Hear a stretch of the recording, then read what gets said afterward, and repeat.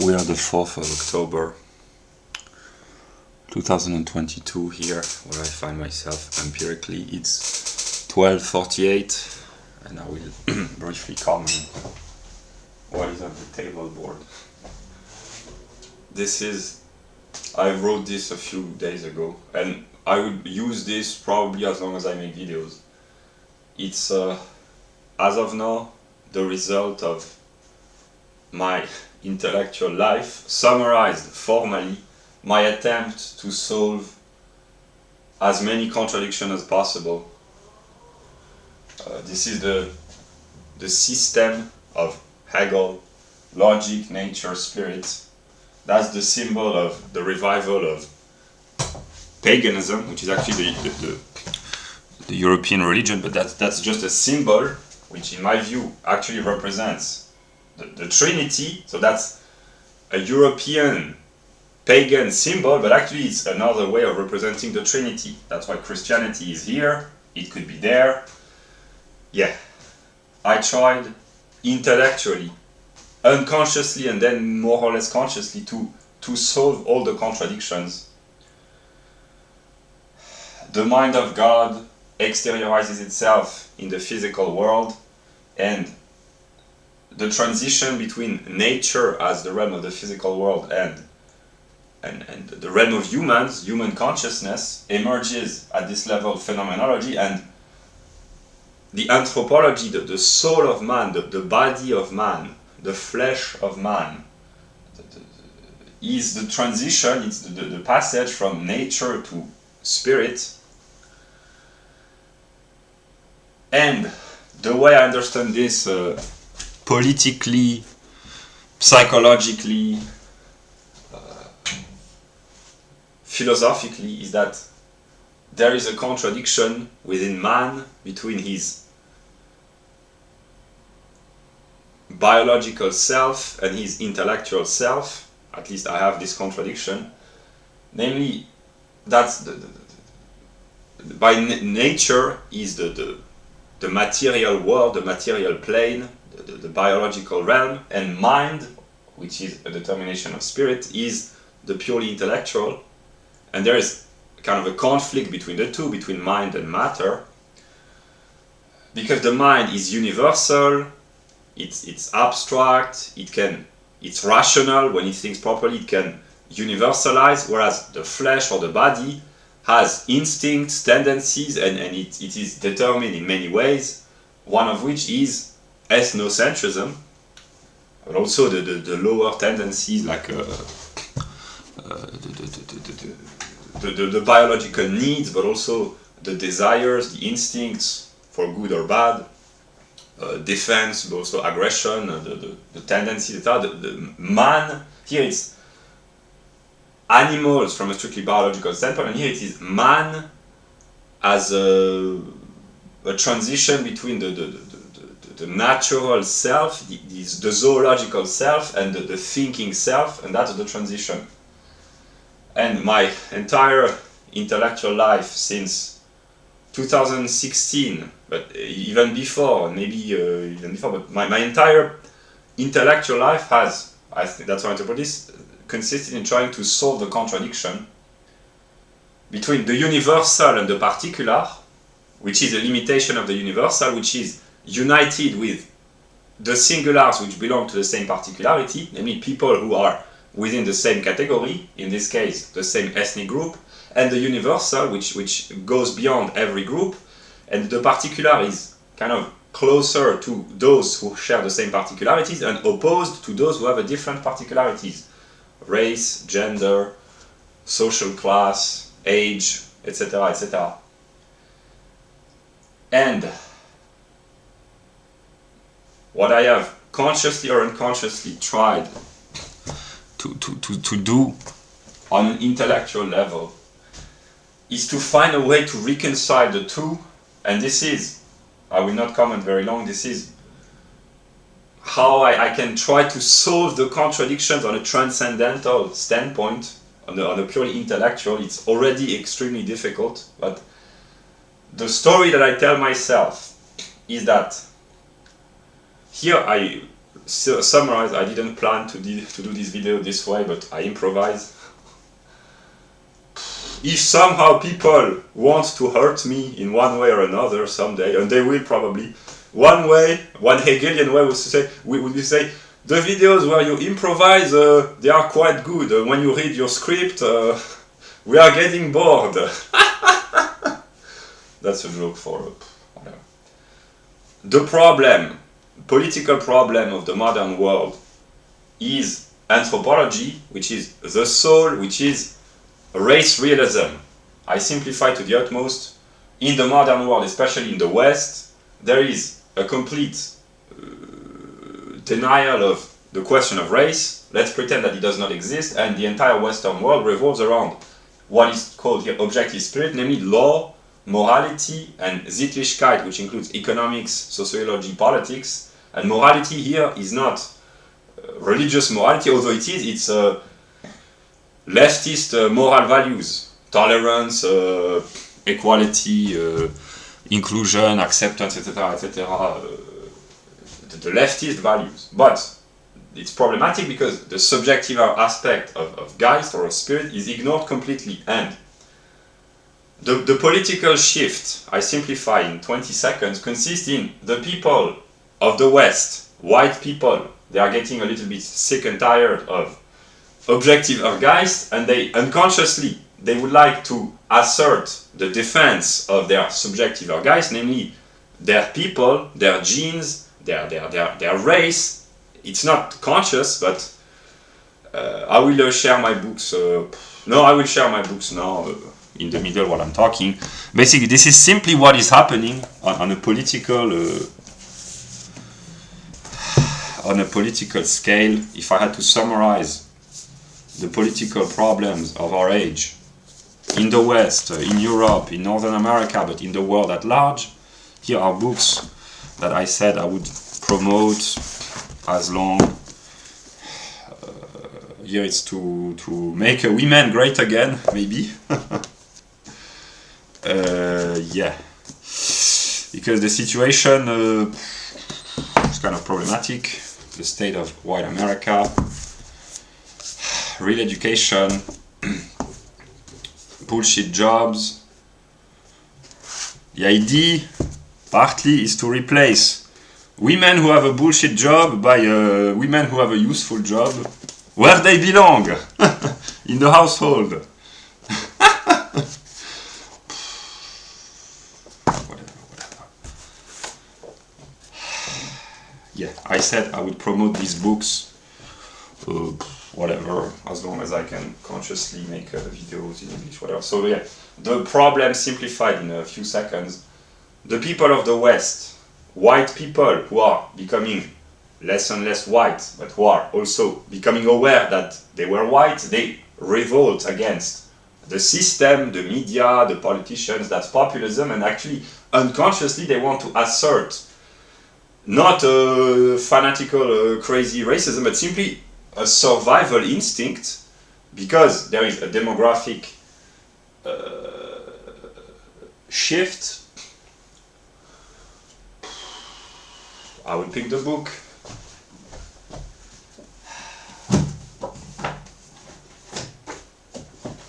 I tell the story of the modern West in a few minutes. Yeah, whatever.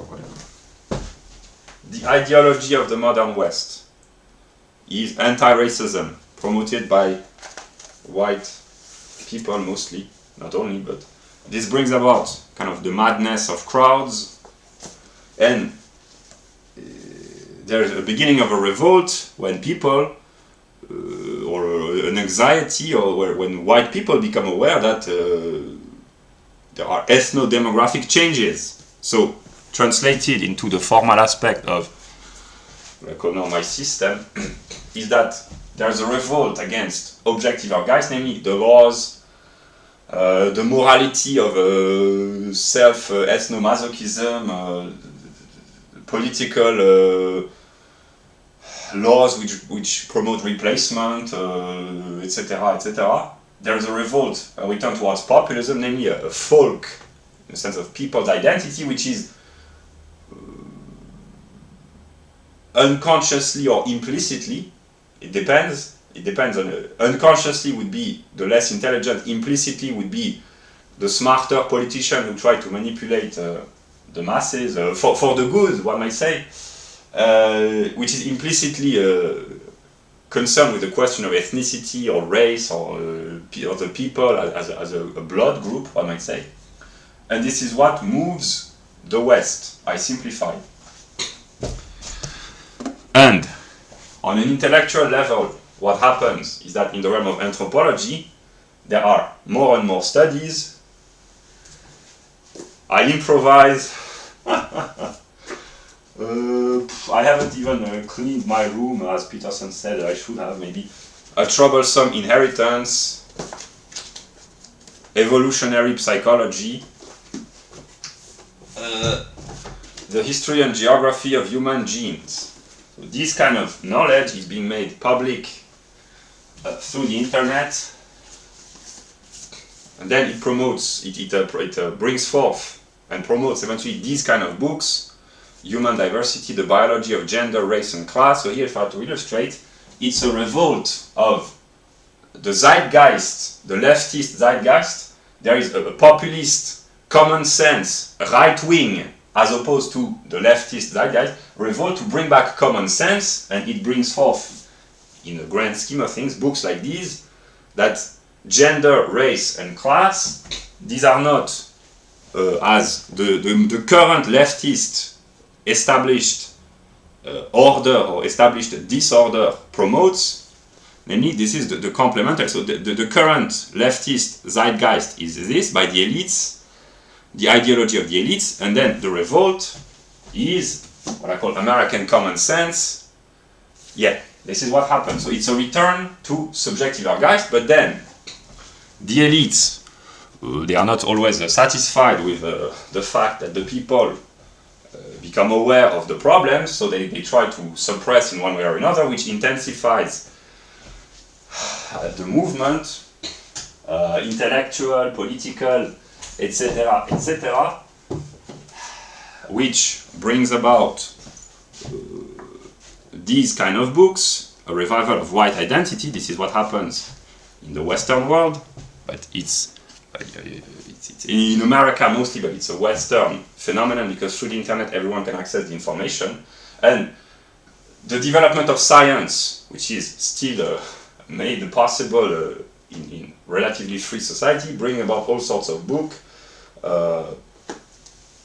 A book which was controversial almost 30 years ago in the US, The Bell Curve, which simply explains from a common sense perspective that the differences, the inequalities in American society, eventually in all world societies, are partly derived from inequality in cognitive potential among the various human groups and within each human groups. It's not one is smarter always than the other. There are a distribution which is mathematically and quantitatively determined. So I'm in a mood to speak like a boring teacher.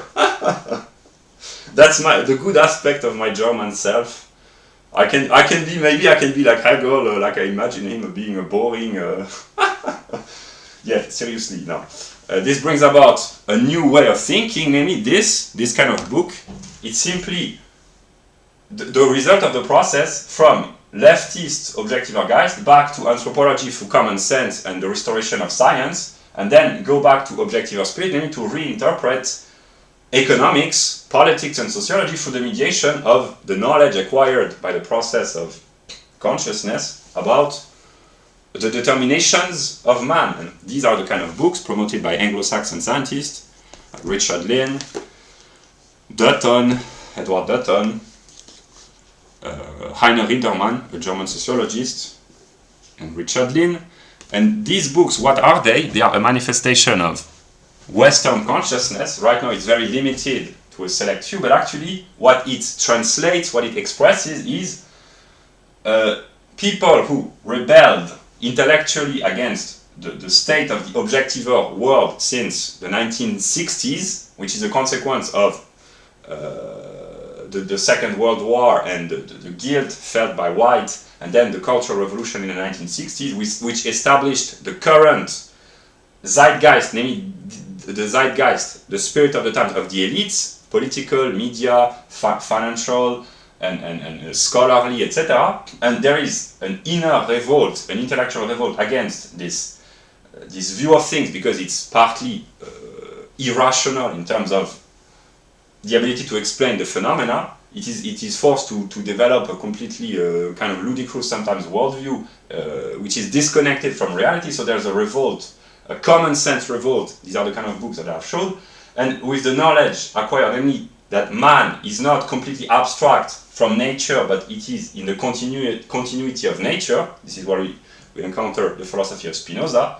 Namely, Spinoza is the philosopher which says man is not an empire within an empire. Namely, man is in the continuity of nature, in the sense that, in modern language, man is a socio-biological creature, namely, and also an evolutionarily psychological, or a psychologically evolutionary animal, or namely that the determinations of nature, in the sense of biology, exist within man, in the sense that man, his psyche, from the official narrative, is determined by his genetic, ethnic, and also psychological and sexual, in the sense of gender or sex differences. Namely, men are determined to act the way, humans are determined to act the way they do because of natural determinations, whether gender, sex, physiology, physiognomy, or ethnic origin. It's not rigorous determinism, in the sense that there are many other factors, cultural, economic, and within the same group, ethnic group, there are various psychological differences, and within people of the same group but of different genders, there are also different psychological tendencies, etc. But human beings and the world, which is made manifest through law, economics, morality, and eventually art, religion, and philosophy, is completely unintelligible if the natural aspect of man is left out of the picture. And here the transition from animal organism, this is the realm of nature, namely this is what we would call zoology, but also physiology and anatomy, which applies to all animals. The transition, it's a movement of spirit in the modern world, unconscious, but I try to clarify, is made manifest through someone like Spinoza, the philosopher who thinks the unity of man with nature, the unity of the substance. So Spinoza, who was a Jewish philosopher, kind of make the connection between the natural world, the world of living organisms,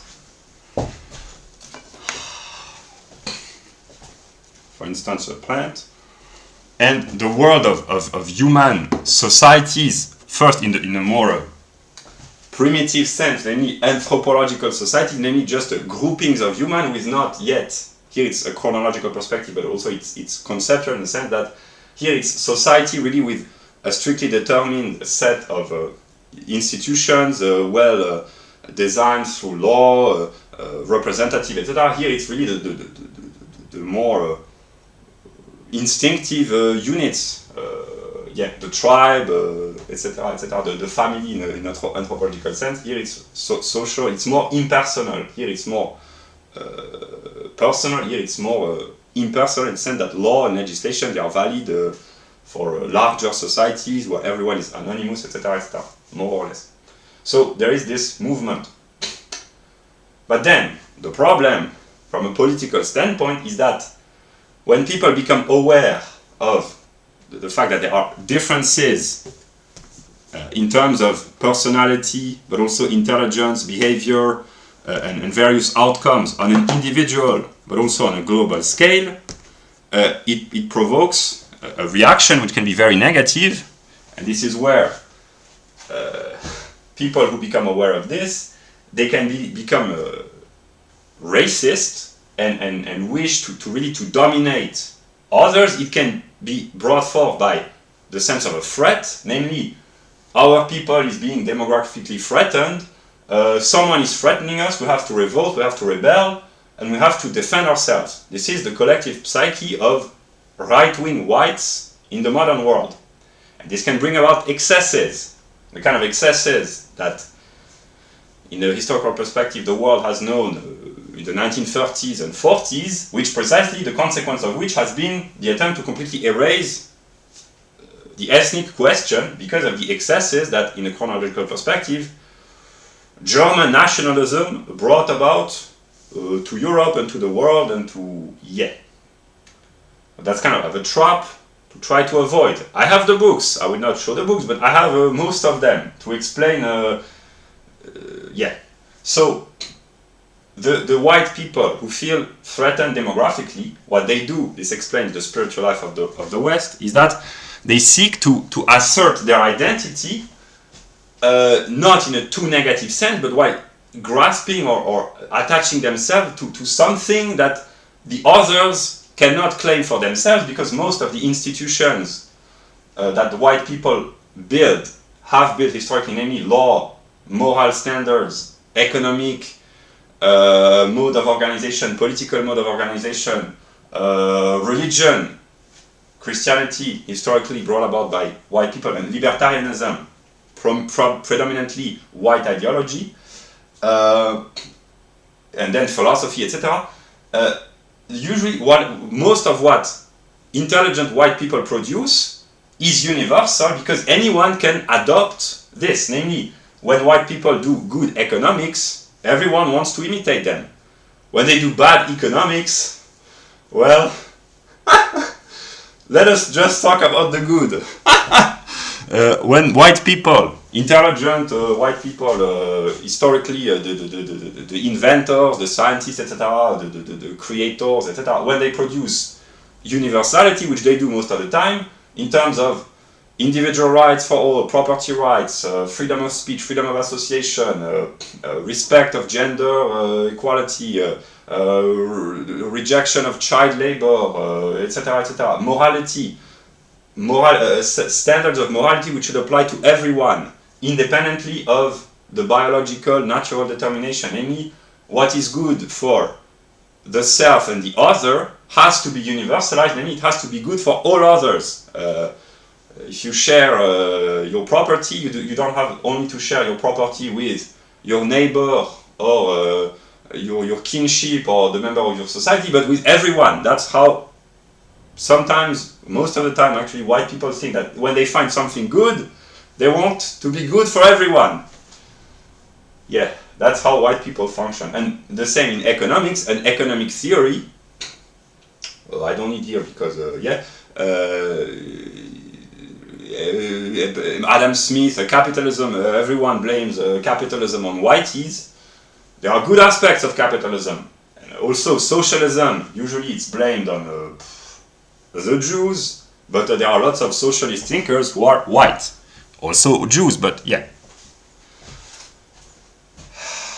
Yeah, so economics, a good economic policy is valid for all and ought to be valid for all. Here I could pick up the libertarian books, but I've made videos about this, and smart people, they will know.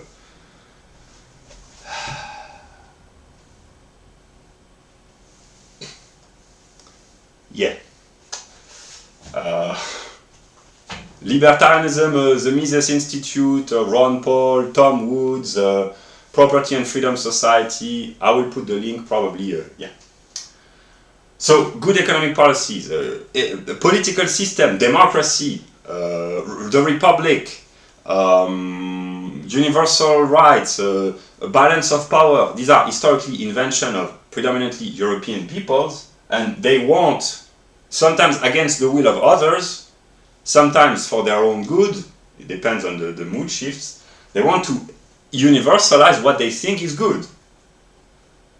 Democracy is good, we have to promote democracy everywhere. But then white people, they are always complaining, these white people, they are never satisfied. There are a tendency within the white psyche. Democracy is the greatest regime political ever invented, although it's the worst, as Churchill would say, but it's the worst, but still the best, so we have to offer our view of democracy to the world. And then there are right-wing people who say, oh, no, democracy, no, there are problems. Let us bring back natural order with a little bit of monarchy, aristocracy, just to restore the balance. Yeah, so there are conflicts within white people, and they always want to universalize what they think is good. They have different views of what is good, but yeah. So yeah, and yeah, that's how it happens. And the same goes for religion historically. Christianity, that's the greatest religion. We have to offer Christianity to non-whites. And then some say, no, thank you, no. But finally, yeah, maybe, yes, it was a good idea. We will see. Hopefully. And philosophy, etc., etc. Yeah. So, I have attempted unconsciously to solve the problem between the particular and the universal. Namely, Europeans are a particular group of people different from Asians, Northern Africans, Africans, Jews, Australians, Native Indians, Aborigines, Southeast Asian, Arctic people, and all the other classifications. They are a specific people, but their specificity, historically, empirically, it can be showed thanks to the work of Charles Murray, for instance, Human Accomplishment, that historically white people have an overwhelming quantitative tendency to always reach for the universal, namely whatever they do, they unconsciously produce knowledge or values or art which is valid for all, independently of their ethnic determination. But the particularity of Europeans is that they always seek universality. It's kind of a curse, because as Europeans, most of us, are always universalizing whatever we do. We can't help but, others do it as well, because a scientist, whether he's from Asian or African or whatever origin, a scientist, if he produces good science, it will also be universal. But the tendency to wish to universalize, to go beyond one's own group and to apply the good to all others, it's a specificity, which is a particularity of Europeans in terms of quantitative proportions, empirically, historically, and even conceptually. And sometimes the others, most of the time, or sometimes they say, but unconsciously they say, but leave us alone, please. You think you found a great idea, but we had our own ideas. We don't want you to push your ideas onto our societies and disrupt our peoples. Then there is a little bit of a conflict sometimes, but eventually they end up, most of the time, using the ideas of Europeans against Europeans or against one another, or, in the best case scenario, not against everyone, but for the good of everyone and for themselves. That's really the good aspect of Europeans and of God and of humans, maybe, that just to illustrate, a society like Japan historically has been kind of disrupted on a small scale by Europeans because they wanted to implement their universal ideas in terms of economics, science, technology, etc. The Japanese, well, it was not necessarily an easy transition, but eventually they adopted kind of smoothly, on the longer perspective, the ideas of Europeans. And nowadays Japan is sometimes considered like a Western society in terms of objective Geist, because Japan and white people country or Western countries historically,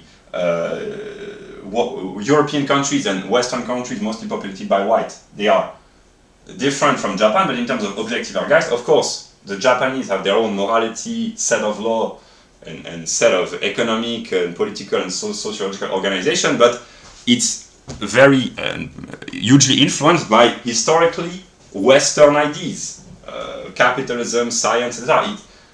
The Europeans have been the troublemakers, the historical agent who awoke the Japanese from their dogmatic slumber, and then the Japanese have shaped their own brand of Japanese modernity, which mixes the particularities of the Japanese people with universal modes of organization in terms of law, ethics, more or less, moral standards, economic, political, sociological organization, and eventually art forms and philosophy. That's why it can be thought that Japan is a Western society in the sense that it is one of the societies which has adopted the universal determinations brought about by Europeans while preserving their own specificity. Yeah.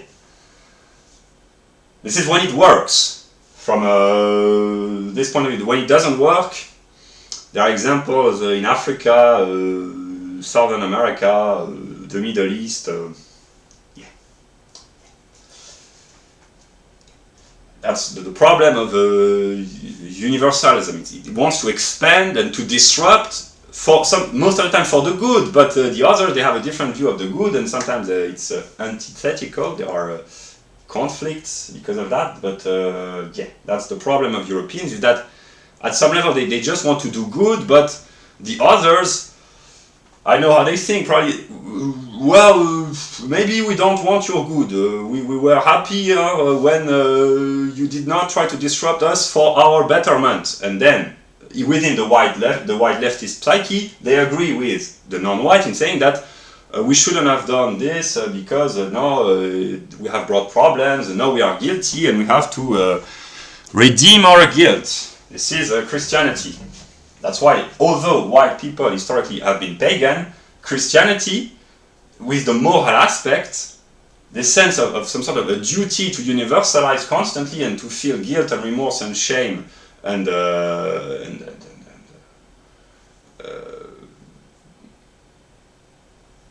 a sense of guilt for having tried to universalize what was thought to be good. So there's this moral conflict, but yeah, that's the complexity of the white psyche. So back to the life of intellectual and spiritual development in the modern West. So the movement is towards a reappropriation, a re-establishment. It's quantitatively limited, but it's growing in influence through populism, right-wing parties, etc. A process towards the re-establishment of the defense of one's own ethnic interests. But then people, because they seek precisely what is specifically ours as Europeans, what others cannot have, because precisely the gift of European is that they are always universalizing and they are always trying to share the good with others, and eventually there is good in Christianity, libertarianism, and science and progress, etc. There is good, but the curse is that it's exhausting, it's difficult, it's a constant struggle, and also the others, they do not always want our gifts. So that, yeah, that's kind of the white man's burden, as Kipling would say. Yeah, that's the political view. And yeah, so the white people who retreat back into their own particular ethnic self, they try to grasp an identity, a self-identification which belongs only to them and that others cannot take from us. And this leads them to study religion and to recreate, re-establish their own historical religion, which is what is called European paganism. And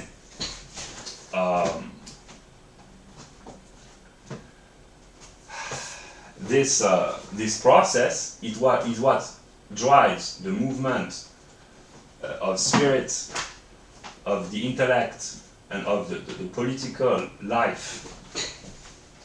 The political life of the West, and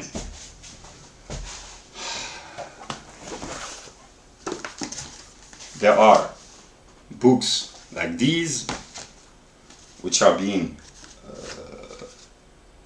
published by Europeans, which are made by modern Europeans. It's a revival of the European tradition, namely a religion which is rooted in the life, the intellectual and social and anthropological life of the people. So Europeans, this is what is happening on a spiritual level in Europe, in the West, but actually in the world at large.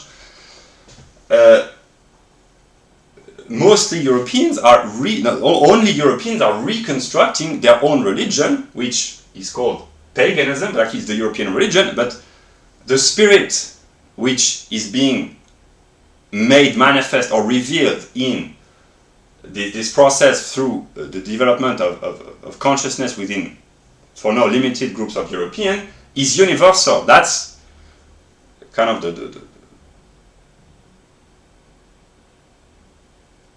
the spiritual revelation, one might say, namely that the spirit which a tiny minority of people have become aware through a cognitive process, an intellectual process, a psychological and living process of reconstructing their identity by trying to preserve what is most valuable. They have had spiritual experiences which are driven by precisely this attempt to restore, to recreate what is, from this perspective, the best, in a way. But this spirit, here I will pick up my book, this spirit is universal, but it becomes particularized in a given community. I will. Europeans. Knowing God is maybe our highest duty, because God only fully exists in the community of worshippers. God's spirit is essentially in his community. God is spirit only insofar as God is in his community. The concept of God is God's idea, namely to become and make himself objective to himself. This is contained in God as spirit. God is essentially in his community and has a community. He is objective to himself and is such truly only in self-consciousness, so that God's very own highest determination is self-consciousness. Yeah. This is the cultus,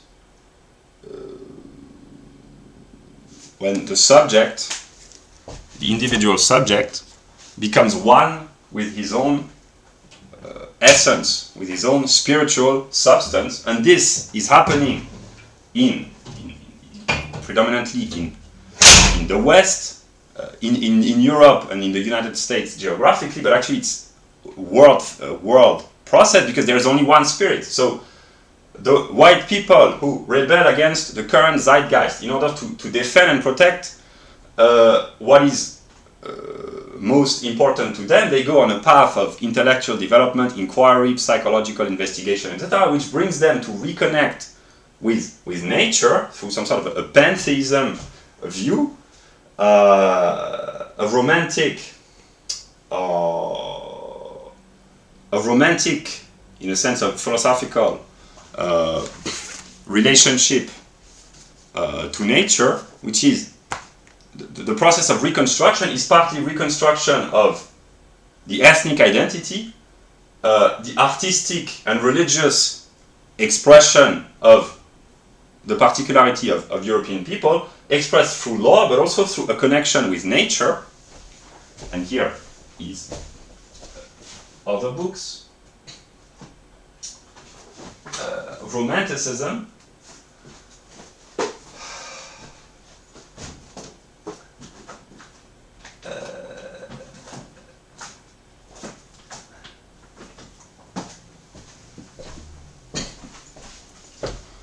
Romanticism is re-emerging through the identitarian white movement, but when it goes further, here we have the modern development of kind of a romantic cosmotheist worldview, the works of Matthew Siegel, but here it's a reconstruction partly of this European soul or this European spirit without the mediation of subjective Geist. So yeah, the re-emergence of Schelling, because historically Europeans, the Romantic movement, of course, there is the literary Romantic in ordinary sense, but it's also a philosophical and poetic movement embodied by someone like Schelling, and there is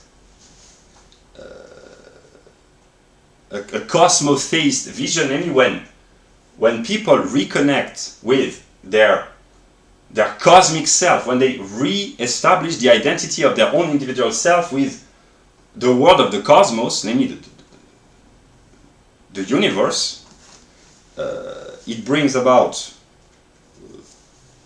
what is called divine Aryan consciousness, but it's a consciousness of the unity of man with the entire cosmos. And we find expressions of cosmotheism in predominantly European scientists, but also others. Here I will pick up my books.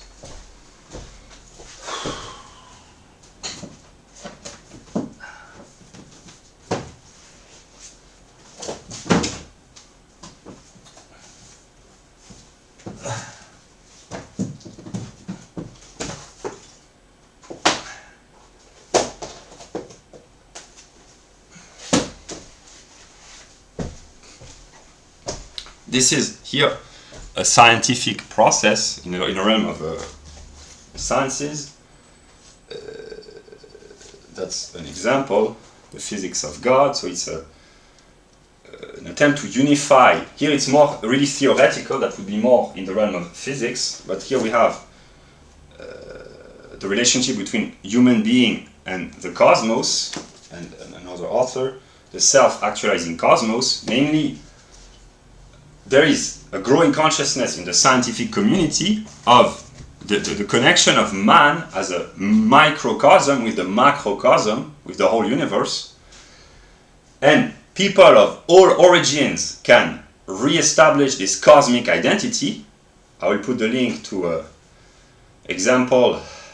First, there is Affected Collective, probably American, David Thomas Wisdom, American also, but Afro-American, and there is a Deepak Chopra, an Indian of India, physicist who also has this kind of a Aryan cosmic view, but it's Aryan. Here it means the nobility of white people. That's a term that white people use when they want to be aristocratic.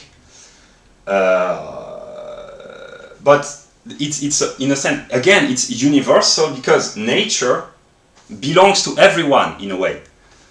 There's only one nature. The physical world, the cosmos, is one. Wherever we are in the cosmos, we are all, whatever our origin, we are all diverse modes, here we talk like Spinoza, of the same infinite substance, but here's the trick. I have to be a little bit of a trickster. I cannot be completely good. I cannot be completely bad either. The trick is that this view of the cosmos as a universal life, as a unity of man with the planets, the solar system, the whole of nature, it's universal again, because precisely nature belongs to everyone. But this cosmic consciousness, I will put links, is predominantly a European feature. Again, these are predominantly Europeans who feel this connection with the cosmos. I will put links about mostly European women who are in connection with the cosmos through astrology, witchcraft, etc., etc. This is a tendency of the soul, and the soul is anthropologically determined, which is predominant among Europeans. Here these are quantitative determination, but it's also kind of logical in terms of universal, particular, etc. People of all origins can connect with the cosmos, but historically and still to this day, mostly made manifest through people sharing their experiences of the world on YouTube.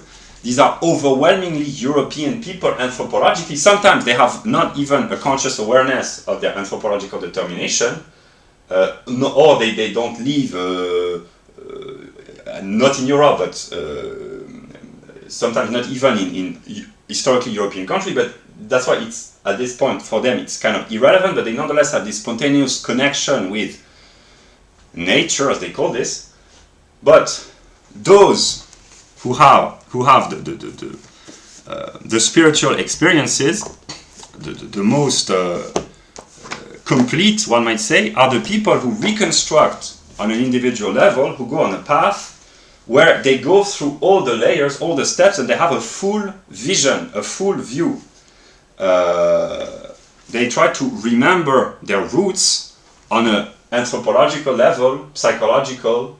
The phenomenology is the way the European spirit appears to itself, but actually it's the universal spirit, but it becomes manifest through the particular aspect of Europeans. They are aware of the determinations of law, morality, Sittlichkeit, religion, art, so they are recreating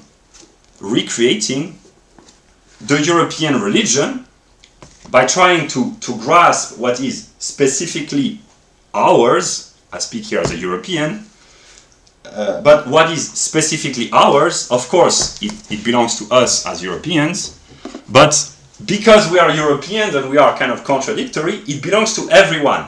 That's why the return of Christianity is we did not expect that Christianity would return.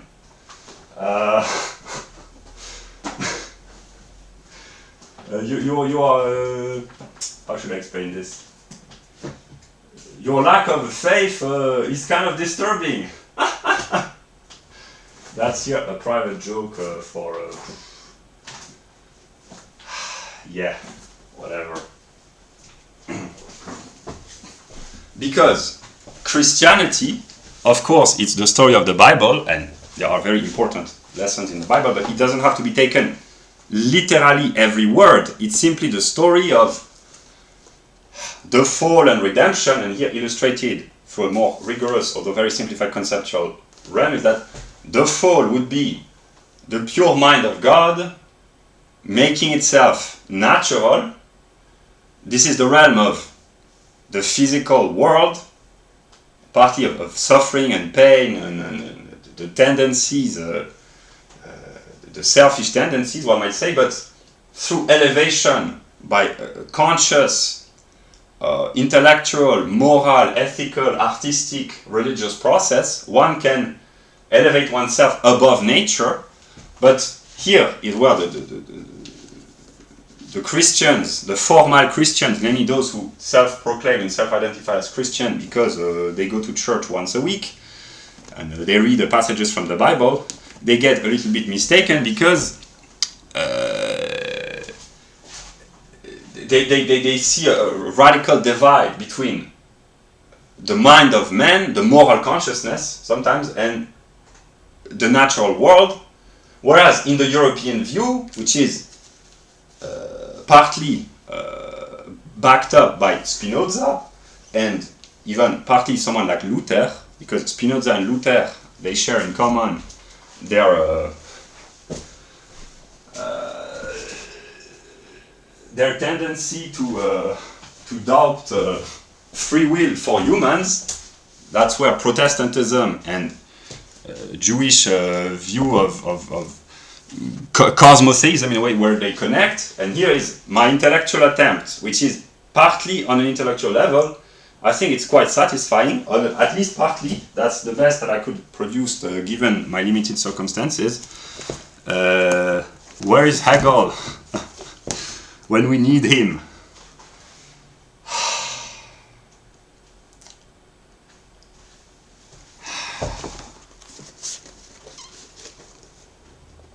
Okay, I know I could spend 20 seconds, I would find the book, but I will do this without the book because I understand, yeah. I don't need you, old man. Actually, I do, but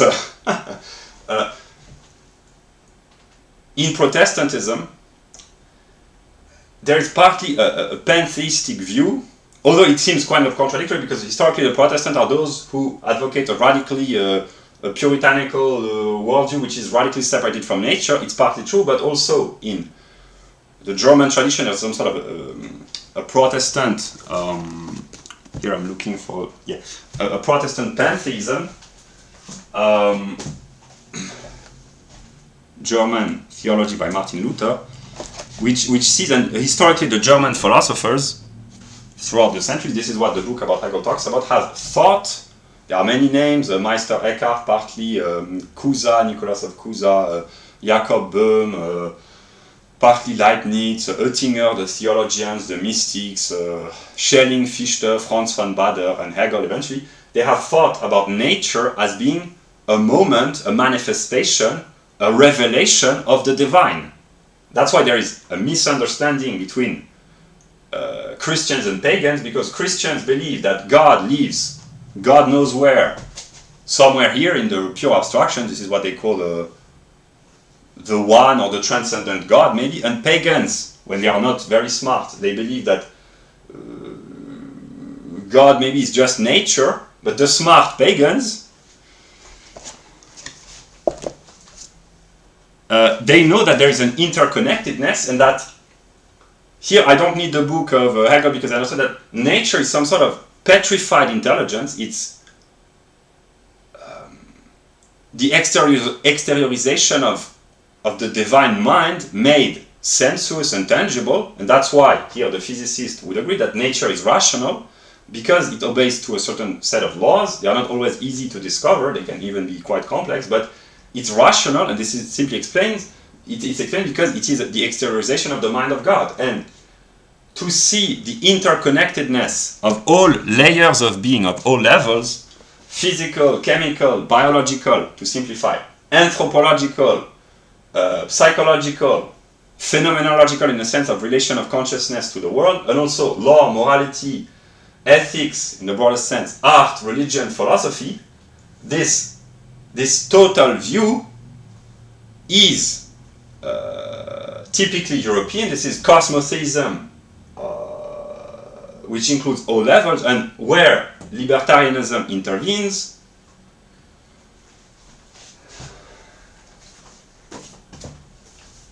reactionary liberty. I try to explain really how long, I will not look how long the video has been because maybe I'm losing my notion of time, I don't know, but I will just comment. Reactionary liberty, it's the most, in terms of quantitative determination, the most pressing concern for people because it is what concerns them most immediately in terms of economics, financial well-being, etc., etc. It's a determination of Sittlichkeit, namely political and economic organization, also a set of morality, which is mostly based on Protestantism. It's the idea of radical Protestantism can mean, here I've talked about the pantheistic aspect, which is not thought through by most Protestants precisely because Protestants, they usually believe the opposite, that Protestantism is puritanical thinking, completely disconnected from nature, but there is a pantheistic aspect in the German tradition. But otherwise, Protestantism in the realm of morality is Puritanism, namely the rejection of nature in the sense of limitation of the needs and the instincts, and this is where the misunderstanding between Christianity and paganism arises, that in ordinary consciousness, the pagans are thought to be the people who like to drink alcohol, eat good food and have sex. I simplify, where the Christians are these moralistic, pure and puritanical people, but in the modern world it's the complete opposite. Christians have become kind of decadent, the self-proclaimed Christians have become decadent in as regards to their own standards, how they interpret Christianity in terms of Puritanism. You will not make me believe that modern America is Puritan. Because I see, here I will make a pagan joke maybe, I see the cross on the tits of many pop stars. They all have a cross, yeah, but we see their Their tits. That's a joke for myself. Ava Max, I love you. Your songs are very helpful to understand my own psyche and the psyche of Europeans. I'm a little bit twisted, you are a little bit twisted, so am I. My head and my heart. Kings and queens. We will talk about the European kings and the European queens. The king, he can only make one move at a time. The queens, they are free to go wherever they like. We will talk about European female empowerment a little bit later. I will laugh as of now because, yeah. So let us go back to economics. Reactionary liberty. That's an illustration of unconscious or implicit, depending on the level of consciousness, unconscious for the masses. There aren't libertarian masses. Otherwise, there wouldn't be masses, because the purpose of libertarianism is to abolish the mass, namely an aggregate of people who are kind of a little bit stupid sometimes. A libertarian society, of course, there are quantitatively a high number of people if it's successful, but the people should be individuals, autonomous, and not behave as masses. They should have a sense of individuality and intelligence in a way. But here I did not plan this, but it's maybe my idea, so I will introduce this. That's the difference between right-wing European, in the sense of white, right-wing European nationalism and the excesses known in the 20th century in Germany, and the modern right-wing version of European nationalism, which is implicit and sometimes even unconscious, namely reactionary libertarianism. It's precisely a brand new version of right-wing European politics, but the trick is that this time it's for everyone, although on a certain level the right-wing politics of the Germans in the 1930s were also for everyone potentially. But here it's more serious in a sense of it's still very difficult, but it's more easy to convince others to adopt this universalist view, namely we want order, freedom, property, self-ownership, self-rule for everyone, but it also means responsibility, and there has to be a certain sense of standards of behavior. So that's the difference here between the masses and the libertarian collectives, let us use this word. In a libertarian society, there are no masses in the sense of really the negative, the plebeians here in a kind of derogatory sense, namely gatherings of people who are a little bit crazy, a little bit hysterical, a little bit insane. In a libertarian society, it doesn't happen, but precisely in the excesses of 20th century first half in Germany, there were masses, they were ordered, they were organized, but these were still masses in the sense that they were still under the domination of a charismatic leader who told them what to do. It produces order at some level, but they were not really free in the sense that a mass, here I'm kind of my aristocratic self. Nietzsche, where are you? Hegel, sometimes he doesn't answer when we call him, but Nietzsche, he can always rely upon Nietzsche. Yeah. What was I saying? So yeah, this is my aristocratic Nietzschean self, like kind of a little bit derogatory for the masses. I can afford to make a joke. The masses, they are so stupid because of the educational system, the disgenic process, that I can insult the masses. They don't care. They don't watch my videos anyway. So I can afford to be arrogant. I will use my jokes because sometimes they are quite good. I am partly French. Yeah, I know what they do. I know what they do to the king when there is a revolution. But here it's the king who tries to organize a revolution. A revolt.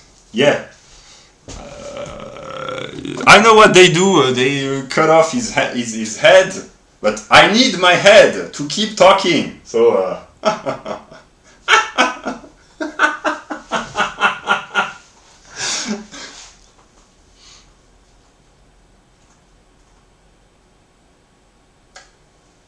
If people, here I'm in a good mood because I had a kind of a little mental breakdown a few dozens of minutes ago, but if people can remember me at some moment, after maybe, what is the opposite of remembrance? In the English language, to remember, what is the opposite? It's not to forget, no, it's something else.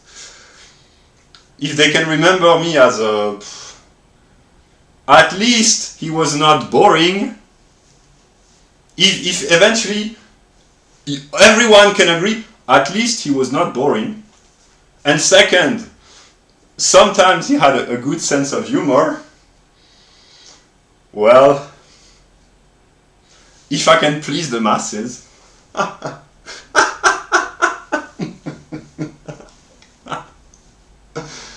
Yeah.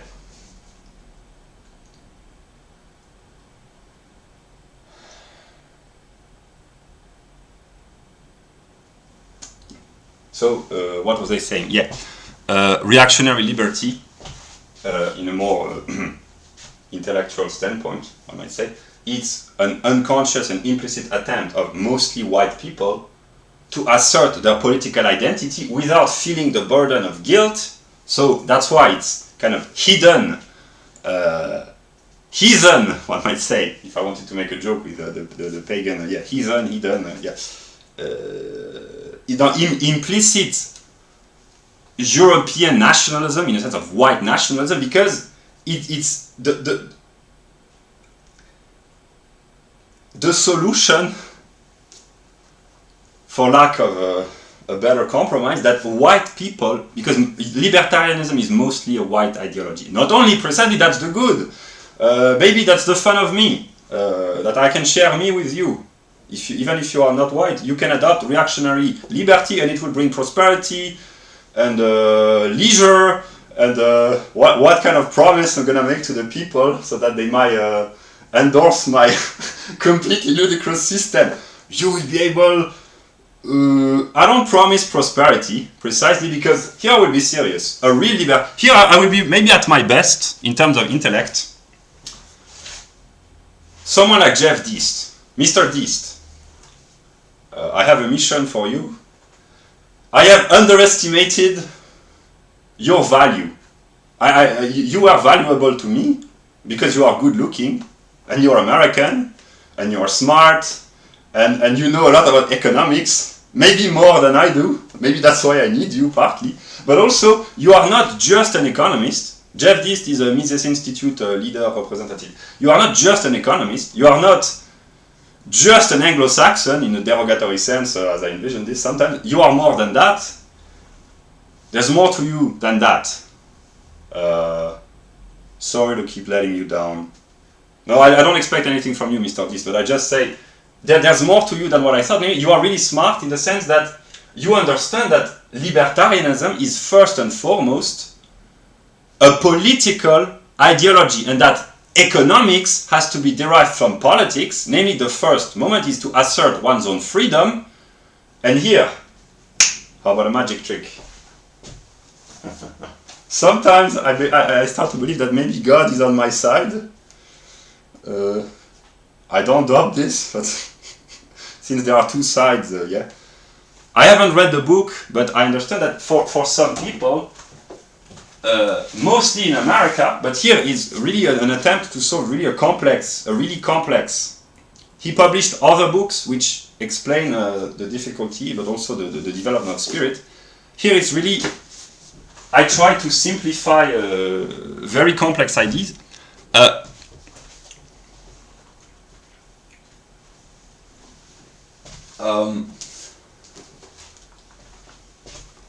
For a German, an ethnic German, it's self-evident that the purpose of politics, at some level, is to promote the well-being of one's own people, even if it requires completely ludicrous mediation, very complex. Basically, what most Germans, maybe all Germans, what they want is just the well-being of their own people. So, for a German in the US to say, indirectly, but more or less openly, okay, the purpose of right-wing libertarianism is to defend the interest of whites, more or less explicitly, it's self-evident. But for an American like Mr. Jeff Deist, because of the history of America as a country of objective Geist, which it was supposed to be, namely America is supposed to belong to Protestant libertarians in the realm of objective spirit, independently of origin. But America is not just America.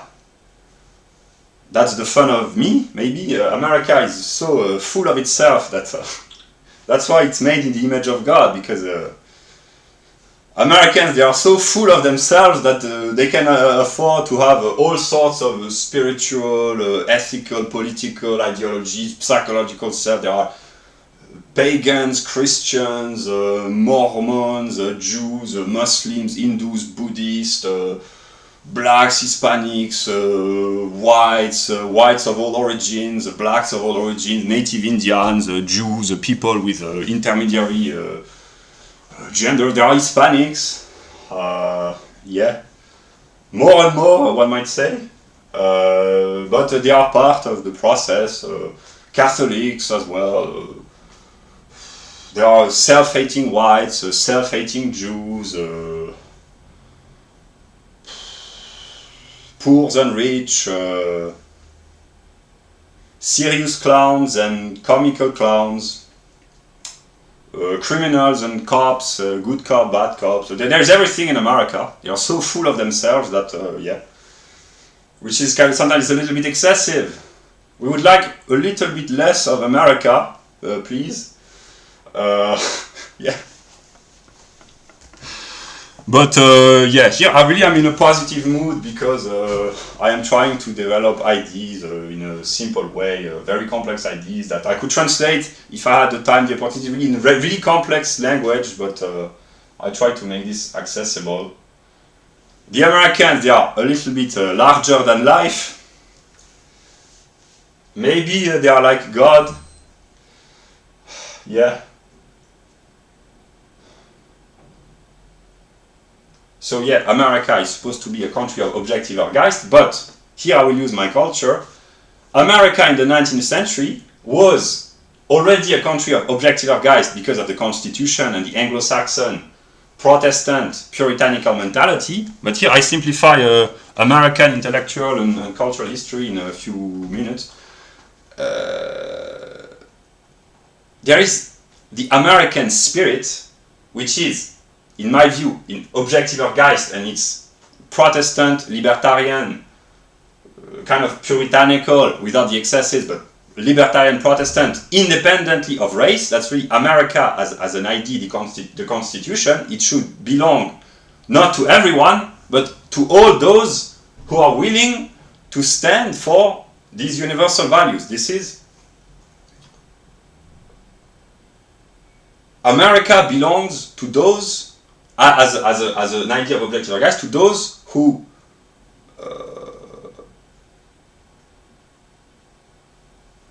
are willing to stand for American values, basically. But then, my view of America is Ron Paul, Charles Murray, Daisy Luther, Thomas Sowell, and eventually Jeff Deist, partly in the middle, which means there is a right wing and a left wing, and it's supposed to allow freedom of expression and tolerance of diverging opinions, etc. So that's why there can be non-Americans within America, to the extent that real Americans tolerate them, in a sense. Yeah, I try to, yeah. And then that the non-Americans, they respect the American principles on kind of both sides, and there is this imbalance. Yeah.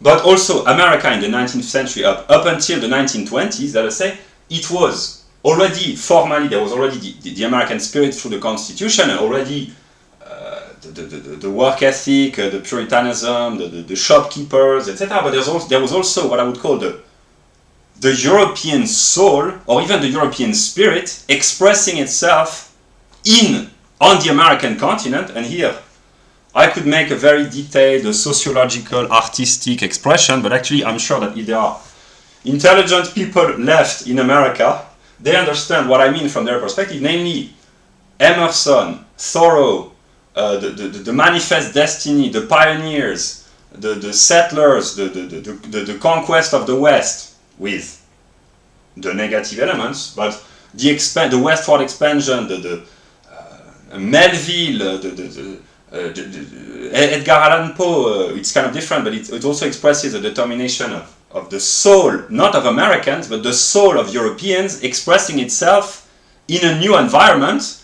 And here this were the contradiction of Europe, namely old Europe had become a little bit fossilized and static and rigid, and the European soul, in a historical perspective, brought forth its own negation. Here it's translated in ordinary language, the movement of emigration from Europe, namely Europeans, they had become intolerant, a little bit religiously too rigid, and it brought about its own negation. This is the dialectical aspect of the European psyche, namely Europeans, mostly of the British, of Great Britain, namely mostly Anglo-Saxons from England and Scotland, which are Europeans anthropologically, but also northwestern Europeans. They said unconsciously, okay, Europe is becoming too restricted for us, we will explore new territories.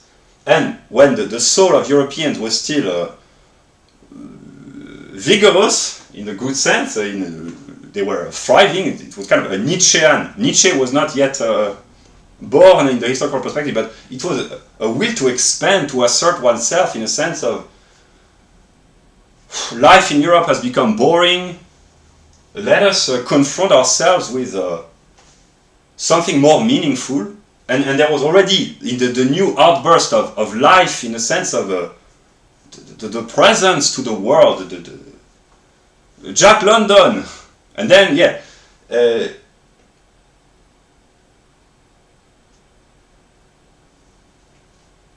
how should I explain this? Already a new outburst of life emerges from the European soul at a time when, on an intellectual level, Europe was already thriving. Schelling, Fichte, Kant, Hegel, the Romantic movement, the Enlightenment, the Industrial Revolution, Napoleon, poetry.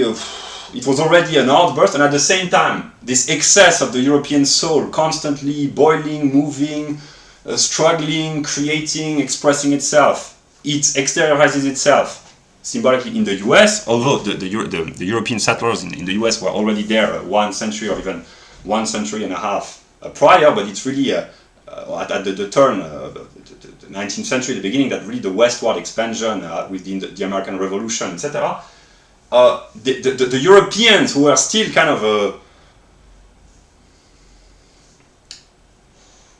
barbarians in the good sense, they were still Germanic, or German, maybe they were this will to expand, so they were Europeans, and they had not yet fossilized as Objektiver Geist in America, what I call the American Constitution. Namely, they were explorers, pioneers, they were self-reliant, they were they went on an adventure, and they were not yet like the English of England, a nation of shopkeepers. They had still vitality within them, but then as time goes on, they kind of fossilized as well, and already with Steinbeck and Hemingway in a historical perspective, it's the 1930s, 40s, 50s in terms of literary expression. It's still what I call the European soul on American continent, but already it's partly more American, it's partly more stabilized, which can be very good, but there's still this expansive, I'm not sure that it's an English word, the English language. I should have been born in America. I would see things with a different perspective, maybe. If I had been born in America, maybe I would not love America. And if Americans understand this, maybe they will have a ray of enlightenment. That's why we hate our countries, because we do not see from the external perspective how great it is when you're not an American. When you're an American, if they understand this, maybe they understand partly God, if they are smart, or I don't know, but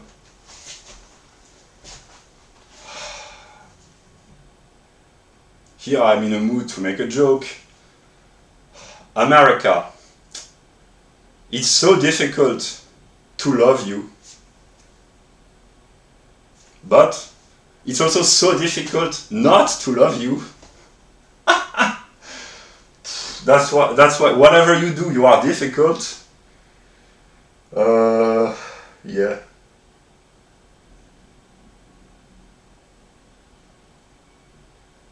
I will use Avril Lavigne, which is from Canada. Love hurts, whether it's right or wrong.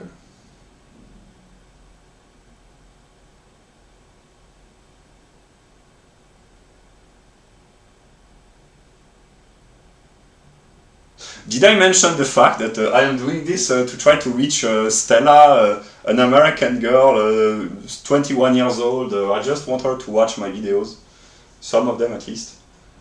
That's the romantic aspect in a good sense. Stella, if you hear about me somehow. Look what you made me do.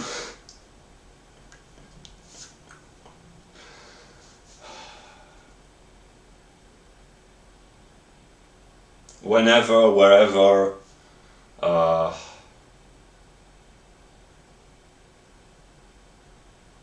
I've listened to the song enough. I don't know exactly the lyrics, but yeah, the song. When I'm in a good mood and I think about you as an American princess, maybe who has to be conquered. I don't know. I don't know at this point, but yeah, Shakira, whenever, wherever. I mean, that's not the only reason why I might love America, or not love sometimes. There's also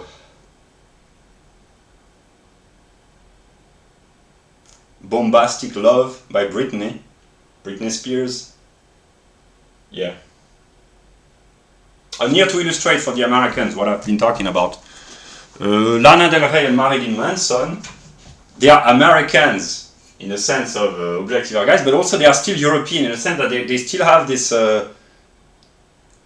this anti-American spiritual tendency from the perspective of Europeans. Namely, they are anti-American Europeans on American soil.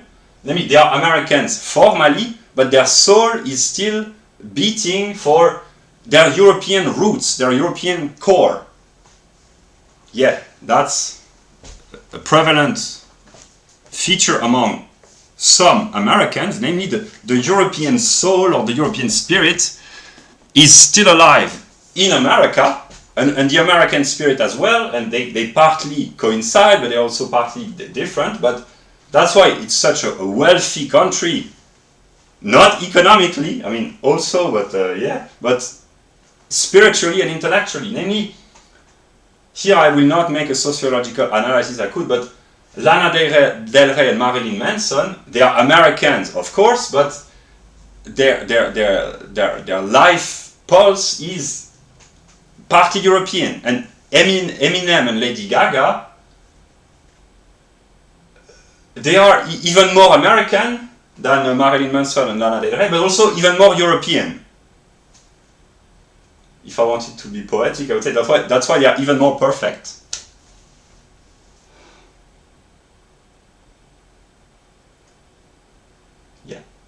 And here I will keep illustrating, because I don't need my notes, I improvise.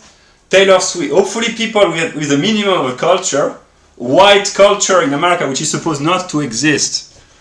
If if there's a happy ending to this story, I will be able to laugh at Americans, or non-Americans, or maybe Americans will be able to laugh at themselves, or at others, or at me in a good sense. And so maybe here that would be really the happy ending, if somehow some of the Americans can laugh joyfully and say, "Ha ha ha! You almost made us believe that we had no culture." That would be funny. Yeah. So I keep using my categories without overthinking.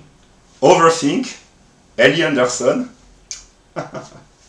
You are partly European, not really American. You are. You belong partly here, partly there. You're perfect. You belong everywhere. That's my French aspect. When I start to become a little bit too romantic, that's my negative sense, which is not without its positive, but really somewhere Evola says the French, when they speak about women, they get a little bit excessive, maybe. Yeah, I wish I were not French, just German. Oh no! Trouble. No, seriously. Taylor Swift, Katy Perry, and Britney, and Madonna, but Taylor Swift, Katy Perry, Britney, here it's a transition of 2 decades ago, 1 decade ago, 5 years ago, and still today. But Katy Perry and Taylor, they are American. Of course, they are anthropologically European, and they still have partly the European soul. Here I express myself intelligibly, but they are American. So here I classify Taylor and Katy Perry, they are American, and Britney, of course, Britney is typically American, but they are all nonetheless European anthropologically and still partly with the soul as well.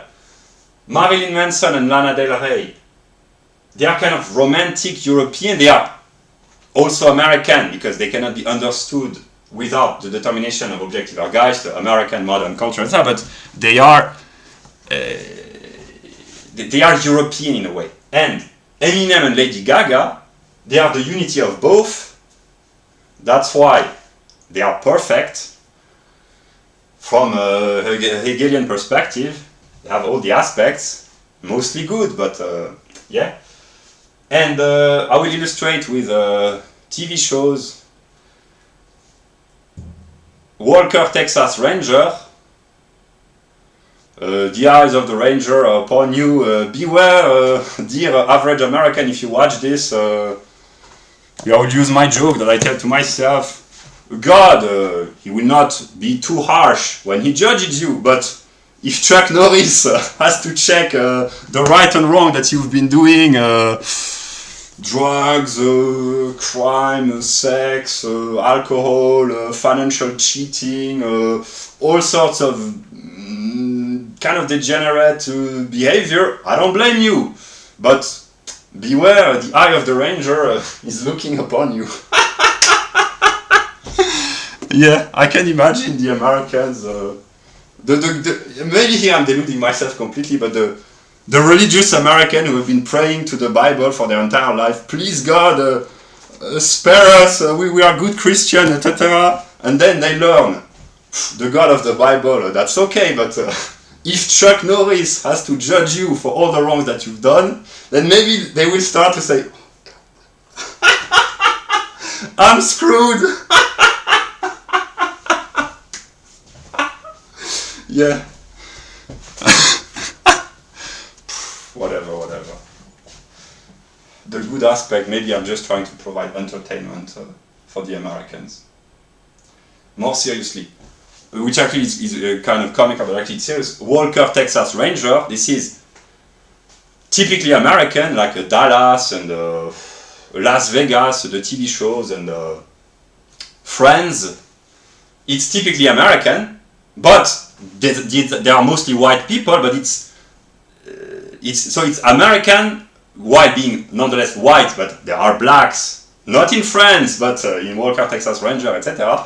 Yeah, but it's still American in spirit in a way. That's what the Europeans of Europe find kind of decadent when they are a little bit arrogant or confident. It depends. They say, well, that's just American culture. We in Europe, we have a different kind of culture. But here I will keep illustrating. One Tree Hill, the basketball, with white people. It's American in the sense that it can only be made intelligible within the context of American society, but it's typically European.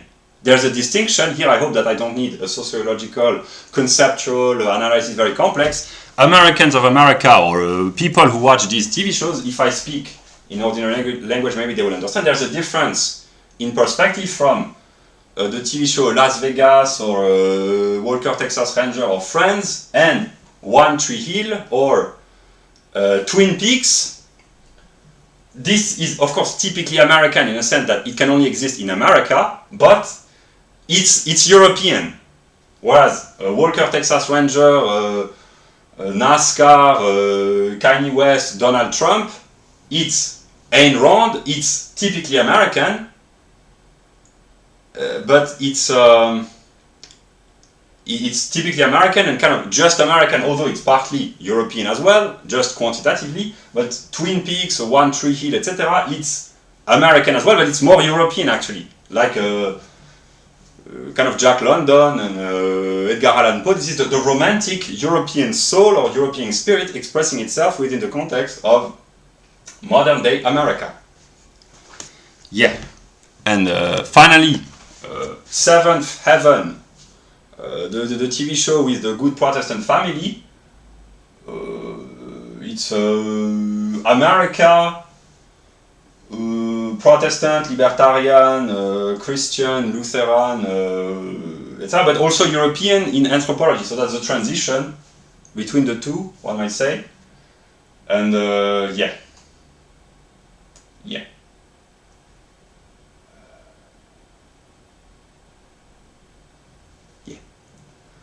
And that's what I could say. And someone like Christopher Nolan, he's like Eminem and Lady Gaga. He's typically American, but what he expresses in his movie is the European soul and the European spirit. And yeah.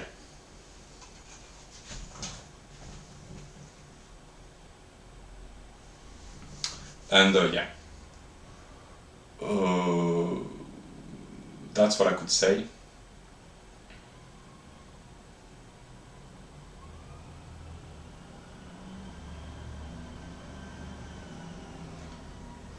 So this is my intellectual legacy as of now. As long as I can keep publishing videos, I will use this and I will talk in a more convincing on an intellectual standpoint. But here I improvised what I have understood after 6 years of intellectual development, but actually with references from most of my life.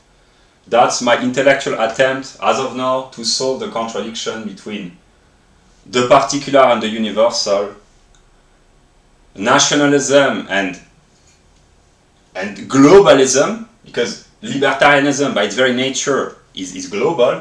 The contradiction between paganism, which is actually the European religion, and Christianity, the contradiction between whites and non-whites, which can be transcended through a meaningful and intelligent form of Cosmotheism,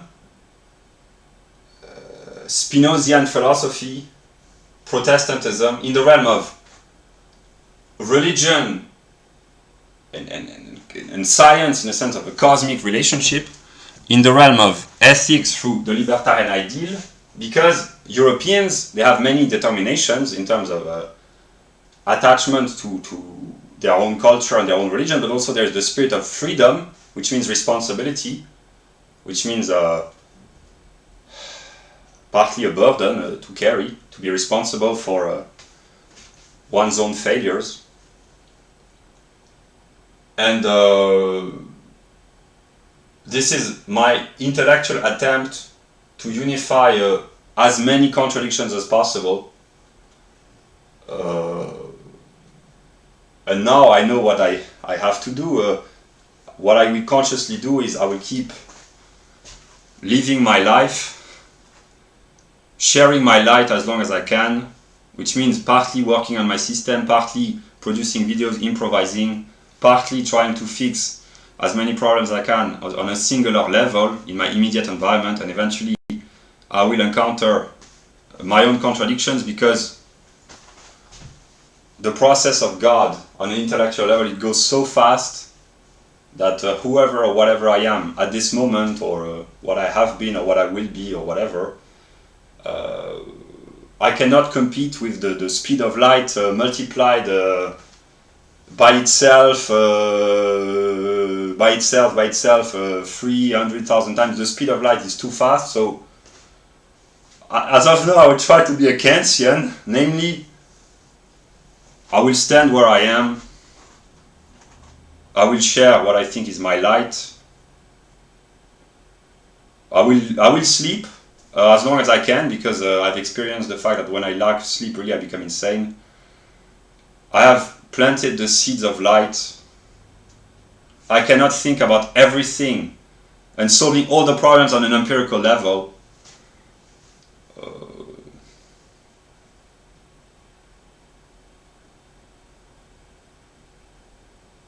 I know that my love is what I call Europe. But the Europe has been made possible by America, but the reciprocal is true as well. There are more Europeans in America, as I understand it, than in Europe, but they are also in Europe, but they are kind of connected through, here I don't need a Hegel and a Hermetic tradition, reason, and let us reason be our watchword and our invisible connection.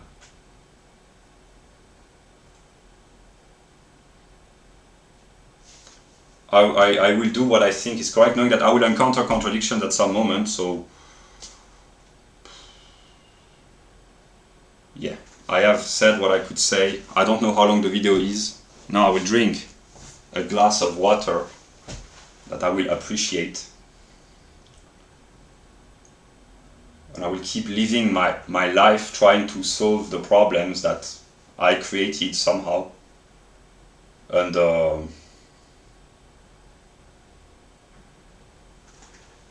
yeah, I will keep my negativity for myself as long as I can, but eventually there will come a moment when I will become negative publicly, I guess. So yeah.